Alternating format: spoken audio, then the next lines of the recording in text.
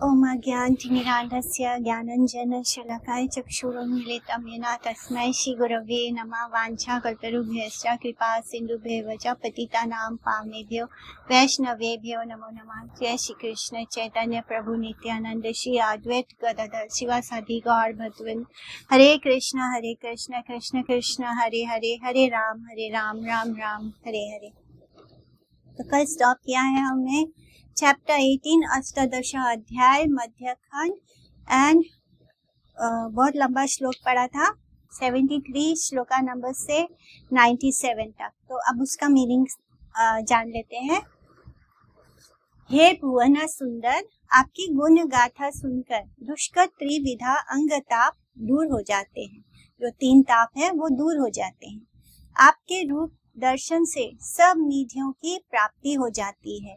विधाता ने विधाता यानी ब्रह्मा जी, विधाता ने जिसे आंख दी है वे बड़े आराम से आपका रूप दर्शन कर सकते हैं।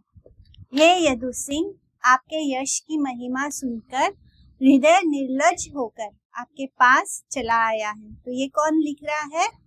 रुक्मणी जी ने जो पत्र लिखा है, ये उस पत्र का पूरा जो कंटेंट है वो है कि वो किस तरह कृष्ण को लेटर लिखती है और उनके घर में जो एक ब्राह्मण होता है उसके द्वारा वो कृष्ण तक वो लेटर पहुंचाती है। तो उन्होंने क्या लिखा है कि हे भुवन सुंदर, आपकी गुण गाथा सुनकर दुष्कर त्रिविधा अंगताप दूर हो जाते हैं। जो आपके दर्शन करता है, आपके दर्शन करने से सब निधियों की प्राप्ति हो जाती है। विधाता ने जिसे आंखें दी है वो बड़े आराम से आपका रूप दर्शन कर सकते हैं। हे यदु सिंह, आपके यश की महिमा सुनकर हृदय निर्लज होकर आपके पास चला आया है। तो स्त्रियों के लिए इस तरह सामने से जाके बोलना माने उन लज्जा के कारण वो ऐसे बोल नहीं सकती है, लेकिन फिर भी रुक्मिणी जी लेटर लिख रही है, वो भी कृष्ण को, जिनको उन्होंने कभी देखा भी नहीं है, केवल उनके बारे में सुना है। इस तरह वो बता रही है कि मेरा हृदय निर्लज होकर आपके पास चला आया है।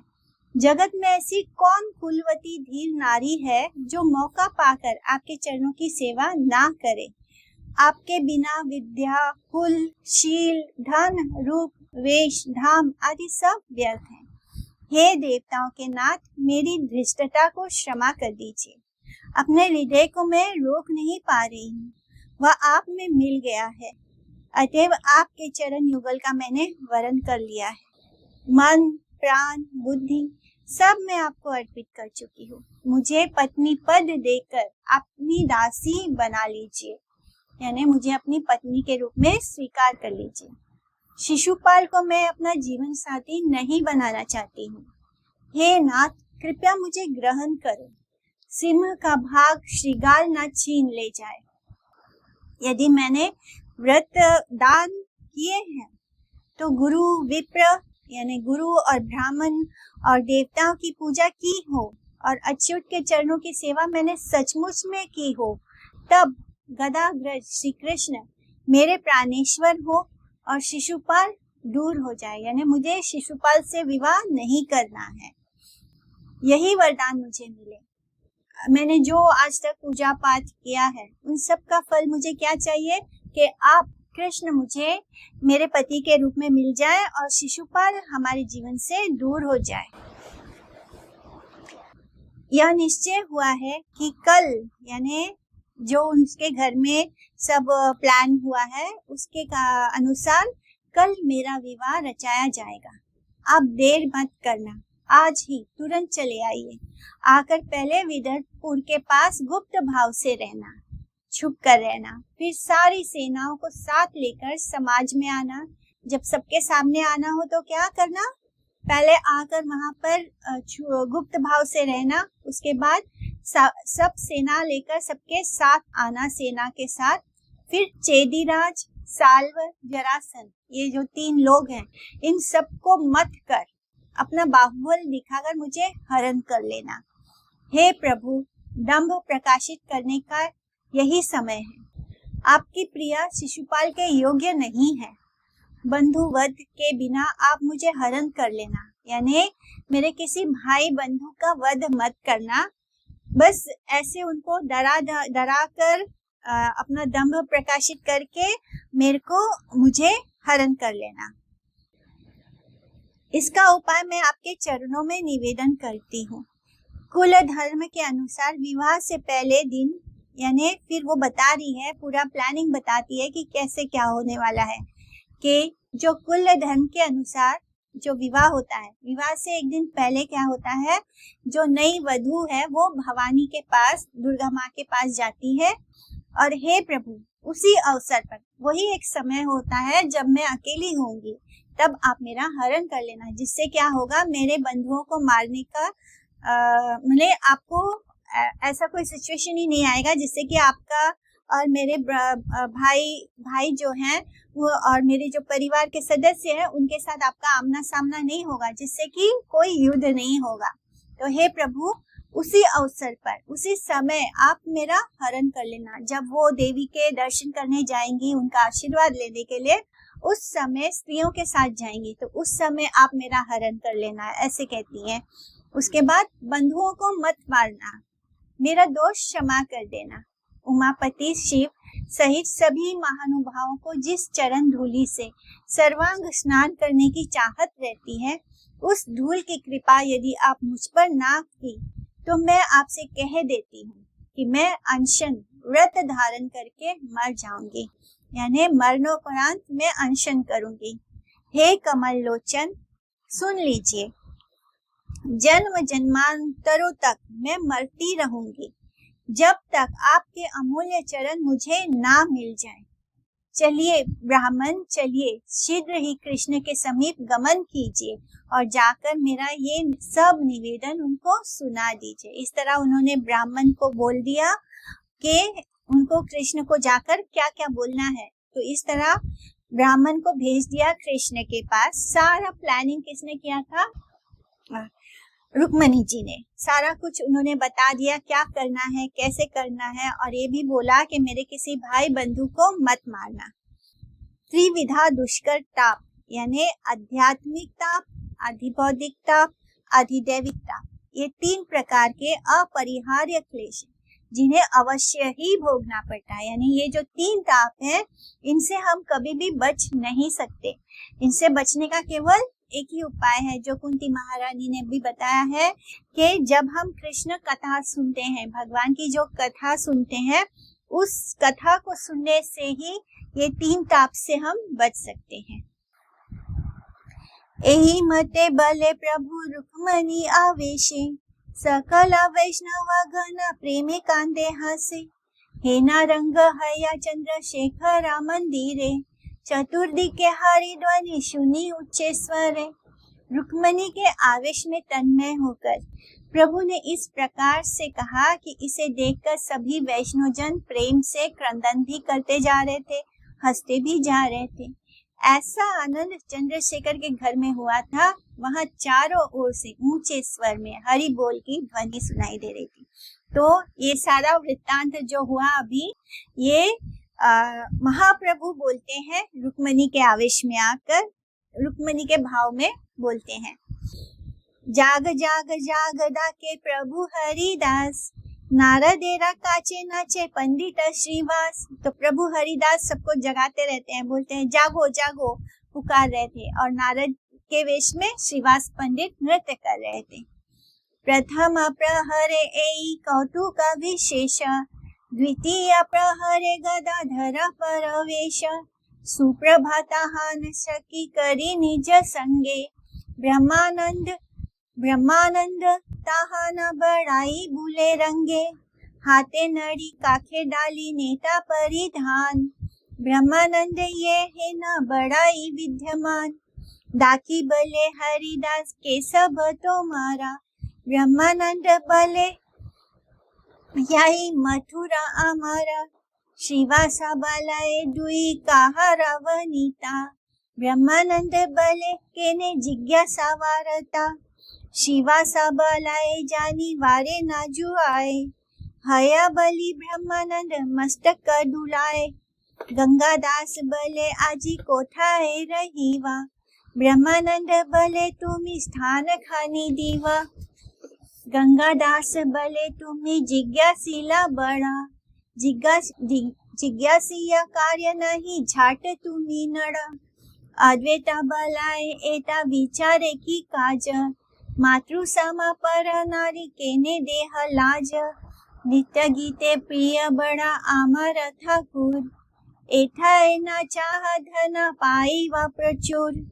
अद्वैतेरा वाक्य सुनी परम संतोषे, नित्य करे गदाधर प्रेम पर आकाशे। रामावेश गदाधर नाचे मनोहर, समय उचित गीत गाए अनुचर। तो प्रथम प्रहर में उन सब कौतुक विशेष का अनुष्ठान हुआ। द्वितीय प्रहर में गदाधर पधारते हैं। अपनी सखी सुप्रभा के साथ उन्होंने प्रवेश किया। उनकी बड़ाई बुढ़िया के रूप में ब्रह्मानंद उनके साथ मस्ती में घूम रहे थे। ब्रह्मानंद जो थे वो बुढ़िया बने थे। उनके हाथ में छड़ी, बगल में दलिया, परिधान में महीन रेशमी वस्त्र थे। ब्रह्मानंद बड़ाई यानी बुढ़िया की भांति सज्जित हुए थे।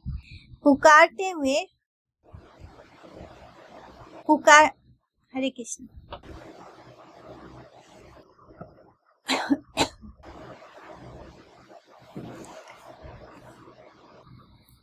पुकारते हुए हरिदास ठाकुर ने कहा, तुम सब कौन हो? उत्तर में ब्रह्मानंद बोले, हम सब मथुरा जा रहे हैं। श्रीवास ने पूछा, दोनों किनकी प्रियाएं हैं? ब्रह्मानंद ने कहा, ये सब किस लिए पूछ रहे हो? श्रीवास बोले, क्या यह बात जानने योग्य नहीं है? हाँ कहकर ब्रह्मानंद ने सिर हिला दिया। गंगादास ने पूछा, आज कहाँ रहोगी? उत्तर में ब्रह्मानंद बोले, रहने का स्थान तुम दोगे। गंगादास ने कहा, तुम्हें तो बड़ी बातें बनानी आती है, अतएव पूछताछ का काम नहीं, चलो अपना रास्ता पकड़ो। अद्वैत आचार्य बोले, इतने विचार का क्या प्रयोजन है?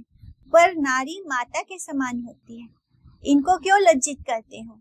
हमारे ठाकुर को नृत्य गीत बहुत प्यारा है, यहाँ नृत्य करो और खूब धन मिलेगा।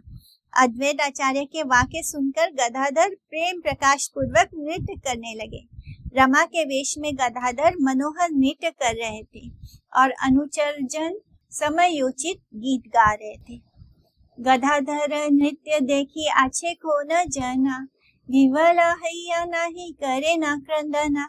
ऐसे कौन था जो गदाधर के नृत्य को देखकर विवल होकर रोने ना लगा हो। प्रेम नदी बहे गदाधरे नयने, पृथ्वी हैला सिक्त धन्य करी माने। गदाधर के नेत्रों से प्रेम की नदी बह रही थी, जिससे गीली होती हुई पृथ्वी अपने को धन्य मान रही थी। गदाधर हैलाई ना गंगा मूर्ति मती, सत्य सत्य गदाधर कृष्णेरा प्रकृति। आपने चैतन्य बलि याछे बारंबार, गदाधर मोर वैकुंठेरा परिवार। गदाधर मानो मूर्तिमती गंगा थे, इतना रो रहे थे, इतना उनके आंखों से झरझर आंसू बह रहे थे, मानो वो गंगा जी ही बन गए हो। सचमुच गदाधर कृष्ण की प्रकृति थे। स्वयं श्री चैतन्य ने बारंबार ये दोहराया था कि गदाधर मेरे वैकुंठ का परिवार है। ये गाए ये देखे सब भासी लेना प्रेमी, चैतन्य प्रसादे के भाम्य नहीं जाने। जो गा रहे थे और जो देख रहे थे वे सभी प्रेम में डूब गए। चैतन्य की कृपा से किसी को बाहर की कुछ भी सुध-बुध नहीं रही। हरि हरि बलि कांदे वैष्णव मंडला, सर्वगणे हैला आनंद कोलाहला। चौदी के शुनिया कृष्ण प्रेमेरा क्रंदना, गोपिकार वेश नाचे माधव नंदना। वैष्णव मंडली हरि हरि कहकर क्रंदन कर रही थी। सब लोगों में आनंद का कोलाहल हो रहा था। चारों ओर कृष्ण प्रेम का क्रंदन सुनाई दे रहा था। गोपी के वेश में माधव नंदन नृत्य कर रहे थे। माधव नंदन माधव मिश्रा के पुत्र श्री गदाधर पंडित। हे नाई समय सर्वा प्रभु विश्वंभरा, प्रवेश करिला आद्य शक्ति वेश धरा। आगे नित्यानंद बूढ़ी बड़ाई वेसे, वंक वंक करी हाथे प्रेम रसे बासे। मंडली हैया सब वैष्णव रहीला, जय जय महाध्वनि करी ते लागिला। इसी बीच सबके प्रभु विश्वम्भर ने आद्य शक्ति के वेश में प्रवेश किया।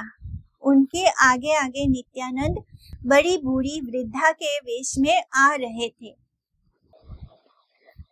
और वे टेढ़े मेढ़े चल रहे थे और प्रेम रस में बह रहे थे। सभी वैष्णवों ने मंडली बना ली और जय जयकार की महाध्वनि करने लगे। केहा नारे चीनी ते ठाकुर विश्वम्भर, हेना अलक्षिता वेश अति मनोहर। नित्यानंद महाप्रभु प्रभु रबड़ाई, तार पाछे प्रभु आर किछु छिन्न नाही।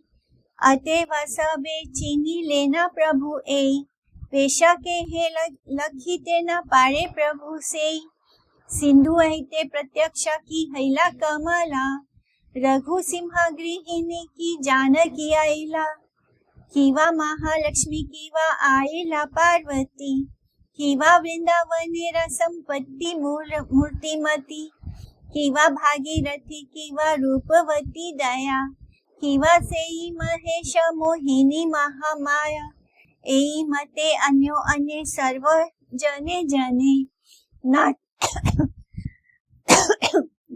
नाचिनिया प्रभु रे आपने मोह माने। अजन्म धरिया प्रभु देखाए यहारा, तथापि लखीते नारे तिलोट के तारा।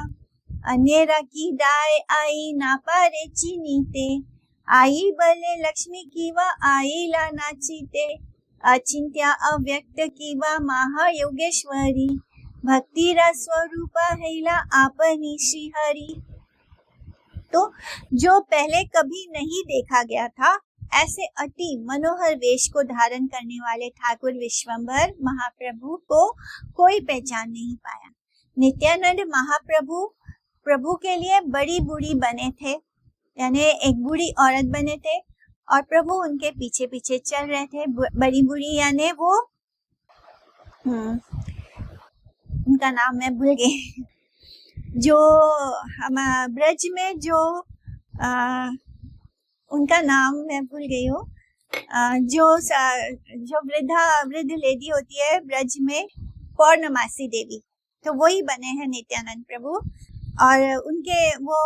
और प्रभु उनके पीछे पीछे चल रहे हैं और आगे आगे नित्यानंद प्रभु बड़ी बूढ़ी बन के आगे आगे चल रहे हैं। और कोई दूसरा उनको पहचान नहीं पा रहा है कि ये ठाकुर विश्वम्भर है। अतएव सभी ने पहचान लिया कि ये प्रभु नहीं है, परंतु वेश को देखकर कोई समझ ये प्रभु ही है। यानी लास्ट में पहले तो जब वो एंट्री करते हैं तो कोई पहचान नहीं पाता है कि ये चैतन्य महाप्रभु है। धीरे धीरे फिर सबको लगता है कि आगे में नित्यानंद प्रभु है तो पीछे वाले महाप्रभु ही होंगे। तो सभी ने उनको पहचान लिया कि ये प्रभु ही है, परंतु उनका वेश देखकर कोई समझ नहीं पा रहा था कि ये वही प्रभु है।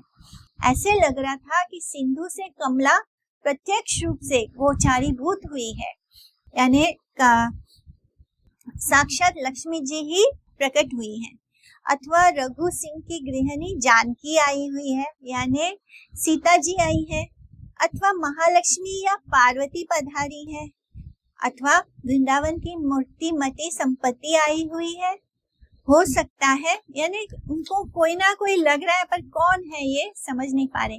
फिर किसी को लगता है कि ये भगीरथी गंगा ही होंगी, यानी उन्होंने इतना सुंदर वेश रूप धारण किया है कि कोई पहचान नहीं पा रहा है कि आखिर कौन सा ये किस रूप में है। अथवा रूपवती दया हो, अथवा ये वही महेश को मोहित करने वाली महामाया होगी।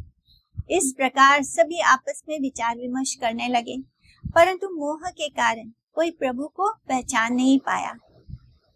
जिन्होंने जीवन भर प्रभु को देखा था, वे ही प्रभु को पहचानने में संपूर्ण रूप से विफल रहे। दूसरों का क्या कहना, स्वयं आई भी उनको नहीं पहचान पाई। आई ने कहा, संभवतः लक्ष्मी नृत्य करने के लिए आई हुई है, अथवा अचिंत्य अव्यक्त श्री हरि महायोगेश्वरी भक्ति स्वरूपा बनकर आई है। महामहेश्वर हर ये रूप देखिया, महामोह पाई लेना पार्वती लैया। तबे ये न हिला मोह वैष्णव सवार, पूर्व अनुग्रह आछे एई हेतु तार, कृपा जला निधि प्रभु हईला सबारे, सबार जननी भाव हईला अंतरे, परलोक हईते येना आईला जननी, आनंदे क्रंदन करे अपना ना जानी, एई मता अद्वैतादि प्रभु रे देखिया, कृष्ण प्रेम सिंधु माझे भूले न भासिया। पार्वती के साथ महामहेश्वर हर ने उस रूप को देखकर, शिव जी और पार्वती ने उस रूप को देखकर महामोह प्राप्त कर लिया। फिर सभी वैष्णव मोह जाल में क्यों नहीं फंसेंगे? इसका कारण ये है कि प्रभु पहले ही सबके ऊपर अपना अनुग्रह किए हुए थे। कृपा सागर के रूप में प्रभु ने सबके ऊपर अनुग्रह किया था। इस कारण सभी ने अंतर में जननी भाव को प्राप्त किया था। ऐसे लग रहा था जैसे परलोक से जननी पधारी है। ये देखकर अपने आप को भूलकर सभी आनंद में क्रंदन करने लगे। तो महाप्रभु ने ऑलरेडी सबके ऊपर अपनी कृपा करी है, अपना अनुग्रह किया है, जिसके कारण क्या हो रहा है कि सबको ऐसे लग रहा है, उनको देखकर माता जैसे, जननी जैसे फीलिंग आ रही है। और इस कारण वो सब उसे ऐसे लग रहा है कि जैसे परलोक से जननी ही पधारी है। ये देखकर अपने आप को भूलकर सब लोग आनंद से क्रंदन कर रहे हैं। जगत जननी भावे नाचे विश्वंभर, समय उचित गीत गाए अनुचर। जगत जननी के भाव में विश्वंभर नृत्य कर रहे थे और सब अनुचर समयोचित गीत गा रहे थे। उस सिचुएशन के लिए जो उचित है वैसा गीत गा रहे थे। हेना दड़ाई ते केहा नारे को न जना, कोना प्रकृति रभावे नाचे नारायणा। कखा नाओ बलाए द्विजा कृपा की आईला, तखा ना बूझिए एना विदर्भेरा बाला। नयने आनंद धारा देखिए या खाना, मूर्तिमती गंगा ये न बूझिए टखाना। भावो वेशे या खाना वा अट्टा अट्टा आसे, महाचंडी है न सबे बूझे न प्रकाशे। ढलिया प्रभु नाचाए या खाने, साक्षात रेवती ये न कादम्बरी पाने। शने बले चला बड़ाई आई वृंदावने, गोकुल सुंदरी भाव बूझिए टखाने। वीरासने शने प्रभु बसे ध्यान करी, सबे देखे ये न महाकोटि योगेश्वरी। अनंता ब्रह्मांड यता निज शक्ति आछे, सकला प्रकाशे प्रभु रुक्मणी राकाचे। तो कोई भी सही ढंग से निर्णय नहीं ले पा रहा था कि कौन सी प्रकृति के भाव में नारायण नृत्य कर रहे हैं। वे कभी कहते, हे द्विजा क्या कृष्ण आ गए? तब ये पता चलता कि विदर्भ कुमारी रुक्मणी है। जब नेत्रों में आनंद धारा बहती हुई दिखाई देती तब यूं लगता जैसे मूर्तिमती गंगा जी हैं। भाव आवेश में आकर जब अट्टहास करते तब सभी को लगता कि महाचंडी का प्रकाश हुआ है। जब प्रभु झूम झूम कर नृत्य करते तब लगता कि कादम्बरी पीती हुई साक्षात रेवती है। वे श्रद्धा में कहते, चलो बड़ाई वृंदावन चले। तब समझ में आता कि वे गोकुल सुंदरी के भाव में हैं। श्रद्धा में प्रभु ध्यान मगन होकर विरासन में विराजमान हो जाते। तब सभी को ऐसे दिखाई देता जैसे कोई महाकोटि योगेश्वरी बैठी है। अनंत ब्रह्मांड में प्रभु की अपनी जितनी भी शक्तियां हैं, उन सब का प्रकाश प्रभु ने रुक्मणी के रूप में किया। इस तरह भगवान की जितनी भी शक्तियां हैं, उनका प्रकाश वो रुक्मणी के वेश में कर रहे हैं। और इसलिए जो भी देख रहा है उनको कोई ना कोई उनका स्वरूप, उनकी शक्ति का रूप नजर आ रहा है। धड़ाईते यानी दृढ़ निश्चय करने में। चिट्ठी के साथ श्री कृष्ण के निकट प्रेरित ब्राह्मण के लौटने पर रुक्मणी ने जिस प्रकार उनसे श्री कृष्ण के आगमन के विषय में प्रश्न किया था, महाप्रभु ने भी रुक्मणी के भाव में विभावित होकर उसी प्रकार से प्रश्न किया। रुक्मणी अंशिनी होने के कारण सभी प्रकाशमयी नारियों की आकार वस्तु है। उन अंशिनी के अंश कला समूह विभिन्न नारियों के रूप में चतुर्दश भुवन में शक्तिमत तत्व अंशी श्री कृष्ण के प्रकाश विशेष के रूप में स्व अंश विभिन्न अंश प्रकाश भेद से सेवा अभिनय करते रहते हैं। व्यापदेशे महाप्रभु शिखा ऐसा बारे, पाछे मोर शक्ति को न जने निंदा करे।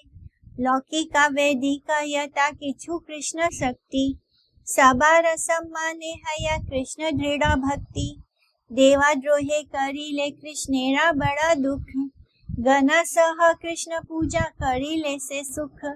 ये शिकाए कृष्ण चंद्र से ही सत्य हया, अभाग्य पापिष्ट मति ताहा नाही लया। इस अभिनय के बहाने से महाप्रभु ने सबको ये शिक्षा दी है कि कोई भी उनकी किसी शक्ति की निंदा ना करे। लौकिक वैदिक जितनी भी कृष्ण शक्तियां हैं उन सब का सम्मान करने से कृष्ण में दृढ़ भक्ति होती है। देवताओं के प्रति द्रोहपूर्ण आचरण करने से कृष्ण को बहुत दुख होता है। गण सहित कृष्ण की पूजा करने से उन्हें सुख मिलता है। कृष्ण चंद्र जो कुछ भी सिखाते हैं सब सत्य है। भाग्यहीन पापिष्ट जनों की बुद्धि उस शिक्षा को ग्रहण नहीं करती है। शक्ति विहीन मायावाद आध्यात्मिक विचार से परिपुष्ट है।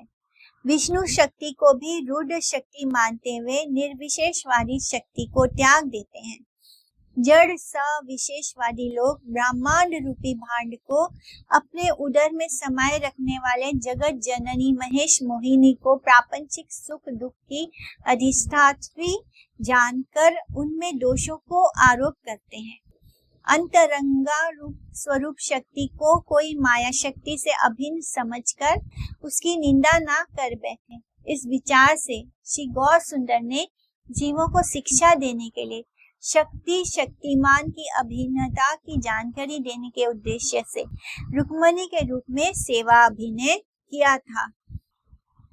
चतुर्दश भुवन में जितनी भी कृष्ण की शक्तियां हैं एवं वेद में वर्णित अधोक्षक इंद्रिय ज्ञान के अतीत श्री कृष्ण की जितनी शक्तियां हैं, इन सब के प्रति सम्मान प्रदर्शन करने से कृष्ण में दृढ़ भक्ति उत्पन्न होती है। इस तरह जो मायावादी हैं विचारधारा, वो लोग शक्तियों भगवान को ही नहीं स्वीकार करते तो उनकी शक्ति को भी नहीं स्वीकार करते हैं। इसलिए ऐसा करने से उनकी शक्तियों का अपमान होता है, जिससे कृष्ण को दुख होता है। इसलिए ये लीला करके भगवान चाहते हैं कि उनकी जितनी भी शक्तियां हैं, चाहे वो मटेरियल है चाहे वो स्पिरिचुअल है, हमें उन सबको सम्मान देना चाहिए। उनका सम्मान करने से हमें कृष्ण भक्ति में दृढ़ता प्राप्त होती है। चतुर्दश भुवन में जितनी भी कृष्ण शक्तियां हैं, वेदों में वर्णित जितनी भी शक्तियां हैं, वो सब के प्रति सम्मान प्रदर्शन करने से कृष्ण में दृढ़ भक्ति होती है। देवगण प्रपंच में अपने अपने अधिकार के अनुरूप भोग कार्य में बद्ध जीवों के आदर्श होते हैं। सभी कृष्ण की आज्ञा के अनुसार परिचालन कार्य संभालने के लिए त्रिदिवा क्षेत्र यानी स्वर्ग एवं मृत्यु लोक में विचरण करते हैं। वे कृष्ण पूजा के चलचित्र हैं। परिकर सहित कृष्ण सेवा करने से कृष्ण को विशेष सुख मिलता है। जो सात्विक अहंकार युक्त दृश्य देव आदि नायक समूह के प्रति द्वेष रखते हैं, उन लोगों को विष्णु भक्ति परायण के रूप में नहीं स्वीकारा जा सकता। बाहरी जगत की कामनाओं को त्याग कर जब प्रार्थना की जाती है, तब उन लोगों की स्वरूपगत प्रार्थना में वासना की ताड़ना बेचैनी परिलक्षित नहीं होती है। आध्यात्मिक ज्ञान से विमुख जीवगण परिकर वशिष्ठ के विचार का अनुसरण करके प्रापंचिक दर्शन से विमुक्त होते हैं। इस प्रकार के महाभागवत की कृष्ण के सुख विधान में सभी प्रकार से समर्थ हैं। तो इस तरह भगवान के जो देवी देवताएं हैं, वो सब भी भगवान ने ही उनको कोई ना कोई अपना कार्य दे रखा है। इसलिए भगवान जी नहीं चाहते हैं कि हम उन सबको अपमानित करें या उनको हीन माने। तो ये ऐसा नहीं करना है सबको, क्योंकि सभी भगवान का अंश है, इसलिए सबको ही उतना ही सम्मान करना है, किसी से द्वेष भावना नहीं रखनी है। इस कविता का पाठ करके यदि कोई प्रापंचिक इंद्रिय तर्पण के लिए उद्यत व्यस्त होकर देव आदि प्राणियों से अपनी अपनी इंद्रियों की परितृप्ति के उपादान साधन संग्रह करने में समर्थ होता है, तो उससे सुकृष्ण को सुख नहीं मिलता है। इस तरह जो हम पढ़ रहे हैं उसमें हम अगर मटेरियल बुद्धि से उसको देखते हैं और देवी देवताओं से अपने सेंस ग्रेटिफिकेशन के लिए साधन की प्रार्थना करते हैं, तो इससे कृष्ण को सुख नहीं मिलता है।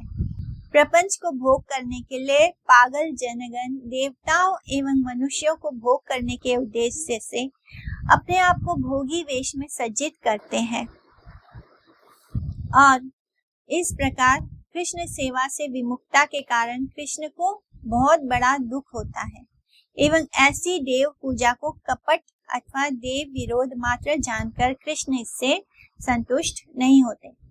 भगवान क्या बोलते हैं कि किसी भी उनकी शक्तियों का अपमान नहीं करना है, चाहे वो मटेरियल हो या स्पिरिचुअल हो। वो नहीं चाहते हैं कि किसी भी देवता का भी अपमान हो, क्योंकि उन सबको भगवान ने वो सब भगवान के परिकर ही हैं, उन सबको वो सब भगवान के लिए ही सेवा कर रहे हैं, भगवान का ही काम करते हैं। लेकिन अगर कोई व्यक्ति अपनी इंद्रिय तृप्तियों के लिए किसी देवता की पूजा वगैरह करता है और अपने आप को इस मटेरियल वर्ल्ड में भोग करने के लिए ही देवताओं की शरण ले लेता है, तो ऐसी चीज से, इस बात से कृष्ण को कोई सुख नहीं प्राप्त होता। ऐसा करके लोग क्या करते हैं, अपने भोगों के वश में होकर वो कृष्ण से विमुख हो जाते हैं, कृष्ण से दूर हो जाते हैं और ऐसी देव पूजा को कपट अथवा देव विरोध मात्र जानकर कृष्ण इससे संतुष्ट नहीं होते, क्योंकि वो जितने भी उनके देवता हैं वो सब उनके परिकर हैं, उनको उन्होंने अपना जो संचालन है वो सौंप रखा है। तो इस तरह उन्होंने सबको एक एक मिनिस्ट्री दे रखी है, जो जिसका काम है वो करता है। लेकिन अगर हम अलग से जाके, जैसे किसी कंपनी में हम किसी नीचे के लेवल पे कोई हो, बॉस के पास ना जाकर हम किसी नीचे के लेवल के व्यक्ति के पास जाकर उसको ब्राइब करते हैं, उसको गलत तरीके से काम करवाने की कोशिश करते हैं अपना, तो ये गलत होता है। इसी तरह अगर हम देवताओं की शरण लेते हैं और उनसे अपने भोग कृष्णा के लिए, अपने भोग के सुख साधन के लिए, मटेरियल चीजों के लिए अगर हम उनकी पूजा वगैरह करते हैं, तो इससे कृष्ण संतुष्ट नहीं होते हैं। भागवत भक्त के लक्षणों में श्रीमद् भागवत में श्रद्धा एवं इससे अलग विषयों में अनिंदा ही विहित हुई है। अनिंदा का विधान देखकर उन विषयों में प्रमत्त हो जाने की विधि भक्ति शास्त्र में नहीं है। यानी हमें श्रीमद् भागवत में श्रद्धा रखनी है, लेकिन बाकी के जितने विषय हैं उनकी निंदा भी नहीं करनी है। और इसीलिए हम अनिंदा का विधान देकर उन विषयों में प्रमत्त हो जाने के विधि भक्ति शास्त्र में नहीं है। यानी हमें भक्ति को, श्रीमद् भागवत को छोड़कर दूसरे चीजों में, भगवान को छोड़कर अगर हम दूसरी चीजों में अपना मन लगाते हैं तो ये भक्ति नहीं है। परंतु उन सब बातों में प्रमत्त होकर उन्हें बढ़ावा देने की इच्छा करना भक्ति के विरुद्ध आचरण के समान है। सब प्राणियों में भागवत भाव दर्शन एवं निर्मुक्त बंधन रहित विचार में उनके लिए उन देवताओं को भागवत परिकर रूप समझना आवश्यक है। यानी हमें देवताओं को क्या समझना है कि वो भगवान के परिकर हैं, उनकी सहायता करते हैं, उनकी सेवा करते हैं वो लोग। तो इस रूप में हमें देवी देवताओं को देखना है। और ऐसा देखते हैं, जब हम देखते हैं कि वो सब भगवान की सेवा ही कर रहे हैं, तब हमारे मन में उनके लिए कोई द्वेष भावना नहीं आती, हम उनके बारे में गलत नहीं सोचते हैं। लेकिन अगर हम उनको ही भगवान जैसा पूजा करने लग गए और उनसे ही अपनी इच्छाओं की प्रार्थना करते हैं, अपने मटेरियल इच्छाओं की, तो इसको हम भक्ति नहीं कहेंगे। ये तु तत्र श्री भगवत पीठावरणम पूजायम गणेश दुर्गाध्या वर्तन्ते ते ही विश्वक सेना अधिवत भागवतो नित्य वैकुंठ सेवका। श्रीमद् जीव गोस्वामी प्रभु के द्वारा विशेष रूप से लिखित इस भक्ति संदर्भ पर विचार करना श्लोक का अनुशीलन करने से इस विषय में और कोई संशय नहीं रहेगा। सर्वशक्ति स्वरूपे नाचाए विश्वंभरा, केहा नहीं देखे एना नित्य मनोहरा। ये देखे ये सुने ये वा गाए प्रभु संगे, सबे भाषी न प्रेम सागर तरंगे। एका वैष्णवेरायता नयनेरा जल, से ये न महामन्य व्यापीला सकल। आद्य शक्ति वेशे नाचे प्रभु गौर सिंहा, सुखे देखे तार्यत चरणेरा भृंगा। कंप स्वेद पुलक असुर अंत नाई, मूर्तिमती भक्ति हैला चैतन्य गोसाई।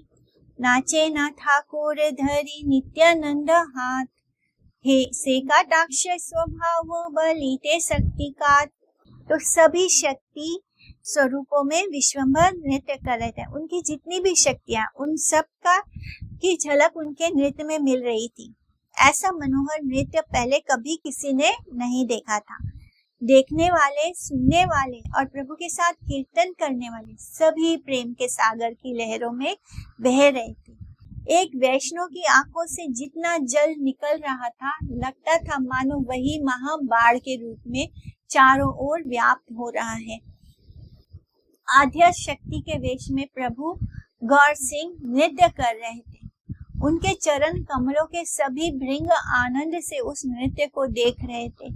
उस समय उनके कमल, कंप, स्वेद, पुलक, अश्रु आदि अंत नहीं दिखाई दे रहा था। यानी प्रेम के जो सिम्टम्स हैं, उसका कोई अंत नहीं दिखाई दे रहा था।